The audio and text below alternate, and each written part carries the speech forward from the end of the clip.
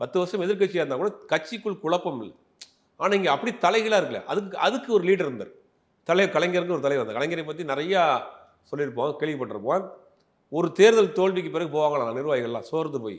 அவர் என்ன சொல்லுவாராம், உனக்கு அடுத்த மாதம் மே 1 கூட்டம் போட்டிருக்கேன், உனக்கு மொழிபெயர்ப்பு ஆய்வு கூட்டம் போட்டிருக்கேன், நீ அந்த கூட்டத்துக்கு வந்த ஆட்களை பிஸி ஆக்கி விட்டு அவங்க வேலையை வந்து அந்த மாதிரி ரெஃபரன்ஸ் பண்ணி அனுப்பிச்சு விட்டுருவார். போகிறப்ப அவங்க உற்சாகமாக போவாங்க. அதான் ஒரு தலைமை பண்பு காலது. அவர் வந்து உட்காந்து கண்டத்தில் கை வச்சுக்கிட்டு ஆமாம் போச்சு எல்லாம் போச்சுன்னு சொல்லலை.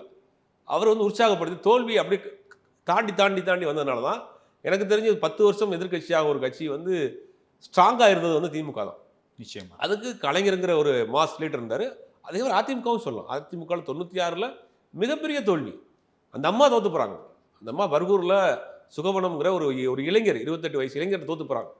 கலைஞர் கூட சொன்னார், அப்போ யானையின் காதில் புகுந்த சிறு எறும்பே வா அப்படின்னாரு. அந்த மாதிரி ஒரு 2 தொகுதியிலும் தோத்து போகிறாங்க. சட்டமன்ற உறுப்பினர் கூட ஆக முடியல வழக்கு. ஆனால் அதுக்கு பிறகு அப்படியே எதிர்ச்சி 2001 திருப்பி ஆட்சியை பிடிச்சாங்க. அப்போ கட்சிகளுக்கு இந்த ஏற்ற இறக்கங்கள் வெற்றி தோல்விகள்லாம் வரும். ஆனால் இங்கே நடக்கிறது வந்து என்னன்னா ஒரு சாதிய ரீதியான பிளவு அதிமுக நடக்குது.